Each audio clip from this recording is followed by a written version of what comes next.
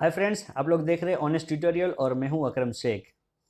आज वीडियो के अंदर हम लोग फ्रेंड्स देखेंगे जो forms of business organization part 2 है। उसका हमने कंपनी का एक टॉपिक हमने पिछले वीडियो में हम लोग डिस्कस कर चुके हैं। तो आज हम लोग देखेंगे जो कंपनी है उसके क्या एडवांटेजेस है और क्या उसके लिमिटेशंस होते हैं। तो शुरू करते हैं हम लोग एडवांटेजेस के साथ। फ्रेंड्स, अगर आप लोग इस चैनल को पहली बार देख रहे हैं, मेरे वीडियो को पहली बार देख रहे हैं, तो मेरे चैनल को सब्सक्राइब करें ताकि आपको और भी अपडेट्स मिलेंगे अकाउंट्स, एसपीसीसी और ओसीएम के रिलेटेड, आपको 11th एंड 12th स्टैंडर्ड के। और अगर वीडियो आपको अच्छा लगता है तो आप इसको लाइक भी करें और आपके फ्रेंड्स के साथ शेयर भी करिएगा। चलिए फ्रेंड्स, हम लोग शुरू करते हैं यहाँ पे एडवांटेजेस के साथ। तो सबसे पहला एडवांटेज है कंपनी का जो है ह्यूज कैपिटल फंड, यानी कि बहुत बड़ी मात्रा में हमें कैपिटल फंड मिलता है यहाँ पे। A company divides its capital into small fractions. जो कंपनी का जो कैपिटल होता है वो क्या करता है, छोटे छोटे हिस्सों के अंदर उसको बांट देता है। Attraction to purchase more number of shares always remain. तो क्या होगा कि अगर छोटे छोटे उसका जो कैपिटल है उसको उसने छोटे छोटे हिस्सों में अगर उसने बांट दिया तो क्या होगा कि पब्लिक उसको खरीदने के लिए, अगर ये जब इश्यू करेगी तो पब्लिक उसको परचेज करने के लिए अट्रैक्ट होगी, क्योंकि वहां पे शेयर की कीमत कम हो जाएगी ना। छोटे छोटे हिस्सों में बढ़ गया तो जिसके जितनी कैपेसिटी होगा उसके मुताबिक वो शेयर्स को परचेज कर सकता है। तो इसलिए बोला है company divide is capital into small fractions and attract to the purchase more number of shares always remain because voting right is per share. तो क्या होगा, जो स्मॉल शेयर होल्डर्स जो होते हैं जिसके पास कम कीमत होती है लेकिन शेयर बाजार में अपना पैसा इन्वेस्ट करना चाहते हैं, और तो फिर क्या होगा कि उनको जितने हिस्सा उनके पास होगा उतना उनको वोटिंग राइट भी मिलेगा। तो इसीलिए यहाँ पे शेयर्स को छोटे छोटे हिस्सों में बांटा जाता है। As a result company can raise large capital, और इसका एक ये नतीजा भी मिलेगा कि ज़्यादा शेयर होल्डर्स है वो कंपनी के शेयर्स को खरीदेंगे। तो यहाँ पे कंपनी को क्या होगा कि एक बड़ा फंड भी रेज हो सकता है। तो ये हो गया पहला एडवांटेज। दूसरा एडवांटेज है easy transfer of shares. The member of the company can sell shares and get money whenever he desires and can purchase share as required due to easy purchase and sale of the share in a recognized stock exchange. Although restriction is laid down on the transfer of the share of a private company.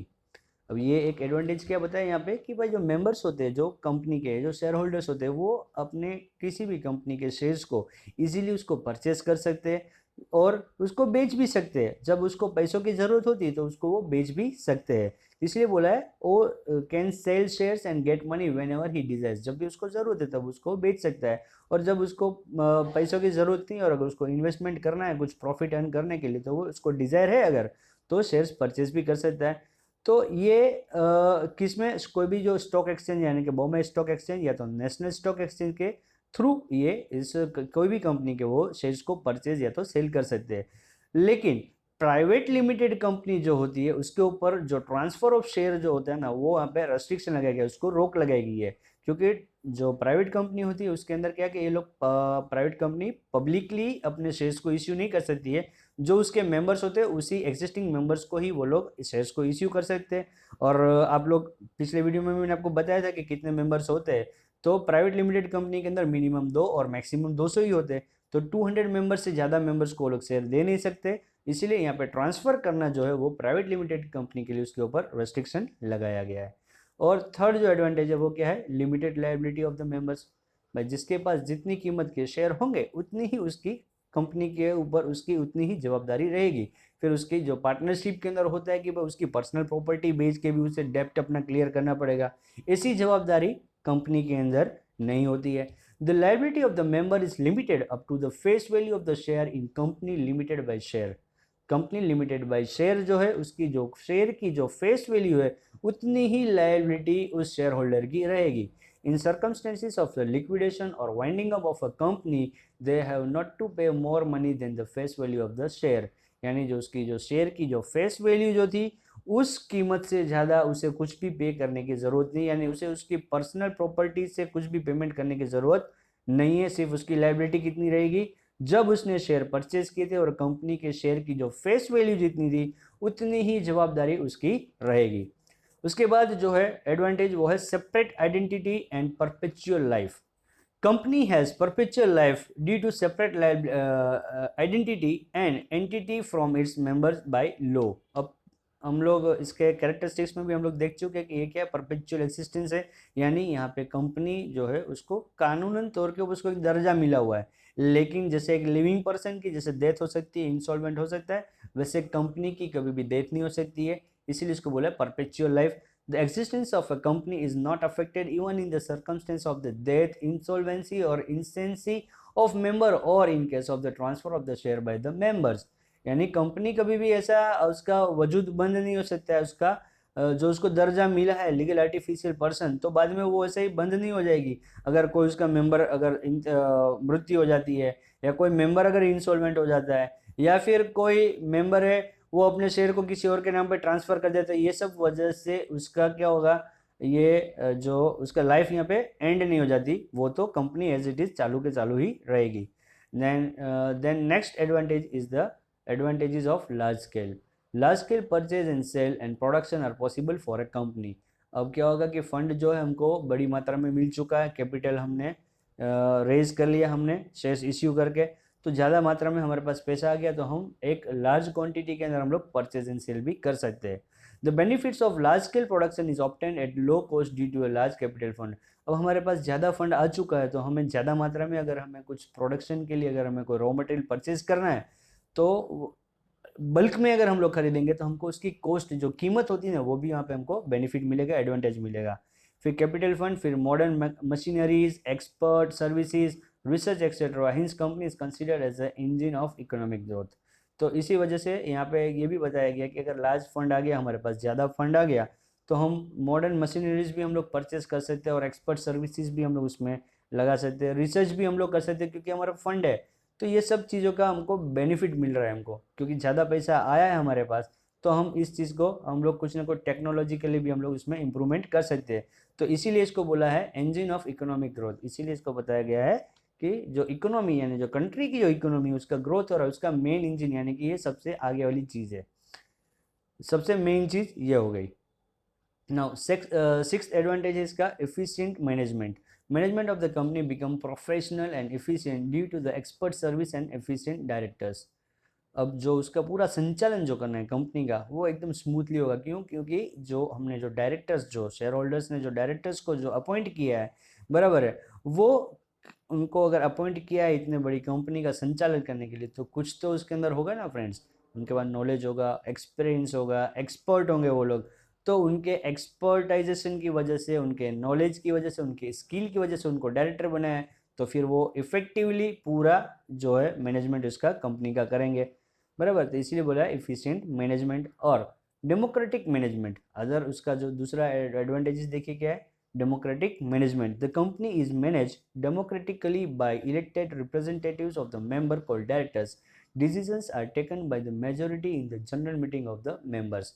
अब company ने क्या पूरा जो management जो करना है वो किसके ऊपर छोड़ दिया है, जो शेयर होल्डर्स थे उन्होंने डायरेक्टर्स को अपॉइंट किया, इसको बोलते हैं बोर्ड ऑफ डायरेक्टर्स, और ये पूरा कंपनी का मैनेजमेंट कौन करते हैं, बोर्ड ऑफ डायरेक्टर्स करते हैं। तो जब डायरेक्टर्स जब पूरा इसका मैनेजमेंट कर रहे हैं, और अगर कोई डिसीजन अगर इनको लेना है, तो ऐसा नहीं होगा कि कोई भी एक ही डायरेक्टर पूरा डिसीजन लेगा। यहाँ पे क्या होगा, बोर्ड ऑफ डायरेक्टर पूरा मिल के यहाँ पे एक जनरल मीटिंग बुलाई जाएगी, और वो मीटिंग के अंदर फिर वो लोग वहाँ पे तय करेंगे कि ये जो डिसीजन लेना है वो फाइनल होगा या नहीं होगा। तो उसके अंदर भी वोटिंग होगा, सब कुछ होगा, बराबर है। तो इसीलिए यहाँ पे बोला है डेमोक्रेटिक मैनेजमेंट, यानी कि प्रॉपर तरीके से इसका मैनेजमेंट होगा। फिर उसके बाद जो एडवांटेज है वो है social benefit to the society and nation, यानी जो समाज और देश के लिए भी बहुत फायदा कारक है। Public invest the saving in the shares. जो पब्लिक जो है वो उन्होंने इन्वेस्ट किया कंपनी के शेयर के अंदर, या तो फिर डिबेंचर में करेंगे, and public deposit of the company, या तो फिर पब्लिक डिपॉजिट जो होती है कंपनी उसके अंदर वो अपना इन्वेस्टमेंट कर रहे हैं। Saving is encouraged. तो यहाँ पे सेविंग को जो होता है, जो उनकी जो बचत है उसको एनकरेज, उसको प्रोत्साहन दिया जा रहा है। किस तरह से, they receive dividend and interest as income on the investment. जो शेयर होल्डर्स जो होते हैं वो कंपनी के अंदर अपना पैसा इन्वेस्ट कर रहे हैं, उस पैसों के बेस के ऊपर कंपनी क्या करती है, अपना बिजनेस को एक्सपांड करती है। अब बिजनेस को एक्सपांड करेगी तो क्या होगा फ्रेंड्स, वो प्रॉफिट कमाएगी। जब वो प्रॉफिट कमाती है, तो प्रॉफिट कमाया तो पैसा पब्लिक ने दिया था, तो वो जो पब्लिक ने पैसा दिया था, तो उस प्रॉफिट के अंदर से वो पब्लिक को कुछ डिविडेंड देते, डिविडेंड के तौर के ऊपर उनको रिटर्न देते। तो क्या होगा, शेयर होल्डर्स और भी अट्रैक्ट होंगे, अपना जो इन्वेस्टमेंट है उसको थोड़ा और भी बढ़ाएंगे कि भाई हम लोग जो हमने जो पैसा जो इन्वेस्ट किया था उसके ऊपर हमको अच्छा खासा रिटर्न मिल रहा है। तो इसको बोलते हैं डिविडेंड। और अगर डिबेंचर अगर खरीदा है तो डिबेंचर में उनको क्या मिलेगा, एक फिक्स इंटरेस्ट रेट भी होता है कि उतना परसेंट आपको इंटरेस्ट तो आपको मिलेगा ही मिलेगा। तो ये तो और भी ज़्यादा बेनिफिट हो गया इन्वेस्टर्स के लिए, क्योंकि उनका पैसा भी सिक्योर है। एक तो उनको उनका पैसा भी वापस मिल जाने वाला है, और हालांकि कंपनी प्रॉफिट करे या नुकसान करे, डिवेंचर होल्डर जो होंगे उसको उसका इंटरेस्ट तो उसको मिलना ही है, क्योंकि वो एक फिक्स इंटरेस्ट रेट के ऊपर उसको मिलने वाला है, तो उसके लिए भी फायदा हो गया। So advantage of the large scale production are also available to the society.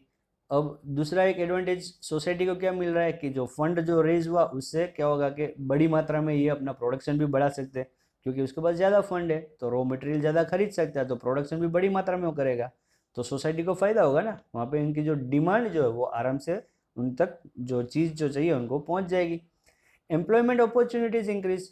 अब फंड बढ़ेगा तो प्रोडक्शन बढ़ाएंगे, जब प्रोडक्शन बढ़ाएंगे तो ज़्यादा लोगों की ज़रूरत पड़ेगी, तो जो अनएम्प्लॉयड जो थे, जिनके पास जो बेरोजगार लोग थे उनको नौकरी भी मिलना शुरू हो जाएगी। Some companies spend a part of profit for the benefit of the society like art, garden, school, college, playground etcetera. और कुछ कंपनी जो होती है अपने जो प्रॉफिट जो कमाती है उसमें से क्या करती है, कुछ सोसाइटी के बेनिफिट के लिए कुछ ना कुछ बनाती है, कुछ गार्डन बना दिया, किसी ने कोई स्कूल बनाता है, कोई कॉलेज बनाता है, कोई प्लेग्राउंड बना देता है, तो एक्सेट्रा ये सब चीज़ें बनाता है। Provides many facilities voluntarily to the employees too. और कुछ कुछ फैसिलिटीज़ जो है वो अपने एम्प्लॉयज़ को भी फ्री में वो लोग फैसिलिटीज़ प्रोवाइड करते हैं, ताकि वो उनके जो एम्प्लॉयज़ जो है ना वो भी क्या रहे, खुश रहेंगे और अट्रैक्ट रहेंगे और कंपनी के अंदर स्टिकीनेस यानी कि साथ में रहेंगे लंबे समय तक। Companies pay crores of rupees to the government by way of taxes. और जो कंपनी जो एक्सपांड हो गई, जिसका बिजनेस बड़ा हो गया, तो वो ज़्यादा अर्न करना शुरू की, जब उसने ज़्यादा अर्न करना शुरू किया तो वो टैक्स भी ज़्यादा भरेगा, तो उससे नेशन को भी फ़ायदा हो रहा है। This amount is also use for the development of the country. और ये जो टैक्स का पैसा फिर जब गवर्नमेंट को मिलता है तो गवर्नमेंट फिर हमें इंफ्रास्ट्रक्चर फैसिलिटीज़ और बहुत सारी फैसिलिटीज़ हमको देती है, तो यहाँ पे कंट्री को भी फ़ायदा हो रहा है। तो ये थे फ्रेंड्स हमारे एडवांटेजेस क्या, किस चीज़ के, कंपनी के। अब हम लोग देखते हैं यहाँ पे लिमिटेशंस क्या है इसके। जहाँ पे किसी चीज़ का एडवांटेज होता है तो कुछ ना कुछ तो लिमिटेशंस भी होती है। तो कंपनी के लिमिटेशंस क्या है, तो सबसे पहला है लेंदी एंड एक्सपेंसिव इनकॉर्पोरेशन प्रोसीजर। जब हमें एक कंपनी की स्थापना करनी है, यानी जब हमें शुरू करनी है, तो उसकी जो स्टार्टिंग की जो प्रोसेस है ना फ्रेंड्स, बहुत टफ है, बहुत डिफिकल्ट है, बहुत एक्सपेंसिव है। The formation procedure of a company is lengthy, complicated and expensive in comparison to the sole proprietorship and partnership. Sole proprietorship business start करना it's a very easy task, और partnership भी अगर business start करना है तो भी कोई बहुत मुश्किल नहीं है। हाँ, अगर एग्रीमेंट करना है उतना ही है, लेकिन कंपनी को अगर स्टार्ट करना है तो बहुत ही लेंदी प्रोसेस है उसकी। Company has to submit the documents like memorandum, articles before the registrar of the company to obtain the certificate of incorporation. जब एक कंपनी की स्थापना करनी है तो हमें मेमोरेंडम ऑफ एसोसिएशन, फिर आर्टिकल ऑफ एसोसिएशन, रजिस्ट्रार के पास जाओ, ये सब चीज़ को रजिस्टर कराना है, बहुत लेंदी प्रोसेस है उसकी। For this expert service are obtain. और फिर ये सब प्रोसेस करवाने के लिए भी एक एक्सपर्ट की भी ज़रूरत पड़ेगी, जिसके पास लीगली नॉलेज होना चाहिए, फाइनेंशियल नॉलेज होना चाहिए, ऐसे बंदे की भी हमको ज़रूरत पड़ेगी। In addition to the registration fee to the registrar, experts are to be paid high fees for their services. और अगर हम एक्सपर्ट्स को लगाते हैं इस काम के लिए तो एक्सपर्ट को भी ऊंचे से ऊंची उसकी फ़ीस देनी पड़ेगी। फिर अगर रजिस्ट्रेशन करवाने जाएंगे तो रजिस्ट्रेशन की फ़ीस, उसकी स्टैम्प ड्यूटी, ये सब भरना बहुत ज़्यादा खर्चा है इसके अंदर, इसीलिए इसको एक लिमिटेशन बताया गया है। नाउ सेकंड लिमिटेशन क्या है, लीगल रेस्ट्रिक्शंस, यानी इसके ऊपर कुछ कानूनन तौर के ऊपर भी कुछ इसके ऊपर रोक लगाई गई है। The company come into existence by law. Company वजूद में आती है एक लॉ, यानी कानूनी तौर पे ही उसको एक दर्जा मिलता है। Company has to observe legal provisions during its lifetime. तो जब तक कंपनी चालू रहती है तब तक जो भी प्रोविजंस आ रहे हैं गवर्नमेंट के, जितने भी आ रहे हैं वो सारे लीगल प्रोविजंस उसको ऑब्जर्व करते रहना पड़ेगा। The statements, reports, accounts are to be submitted to the register of the company regularly at a certain time. फिर जितने भी हमारे अकाउंट्स बन रहे हैं पूरे साल के, स्टेटमेंट्स है, जितने भी रिपोर्ट्स है, वो रेगुलर इंटरवल के ऊपर, इनके सर्टेन टाइम जो दिया गया उस वक्त के ऊपर वहाँ पर रजिस्टर ऑफ कंपनी के ऊपर जाके उसको पहुँचाना भी पड़ेगा। सम प्रोविजंस ऑफ सेबी यानी securities and exchange board of India के जो प्रोविजंस है वो भी, क्योंकि कंपनी है तो कंपनी जब अगर वो शेयर्स इश्यू करेगी, लिमिटेड बाय शेयर बनेगी, बराबर है, तो फिर उसको शेयर इश्यू करना पड़ेगा, तो उसको फिर पूरा स्टॉक एक्सचेंज का भी पूरा जो रूल्स है वो भी फॉलो करना पड़ेगा। तो स्टॉक एक्सचेंज पूरा हैंडलिंग कौन करता है? सेबी करती है, securities and exchange board of India. तो उसके भी सारे प्रोविजंस उसको फॉलो करने पड़ेंगे। फिर थर्ड उसका लिमिटेशन है वो है इंक्रीज इन एडमिनिस्ट्रेटिव एक्सपेंसेस, यानी administrative expense increase due to high fees to the experts, attractive salary of the for the specialized officers, expenses on research। तो जब अगर हम नई कंपनी अगर स्टार्ट करने जा रहे हैं, जब इनकॉर्पोरेट कर रहे हैं, तो शुरुआत में तो हमें रिसर्च का भी बहुत ज़्यादा खर्चा होगा, क्योंकि हमें बिना रिसर्च किए और बिना कोई एनालिसिस के डायरेक्ट ऐसे ही हम लोग तो कंपनी स्टार्ट नहीं करेंगे।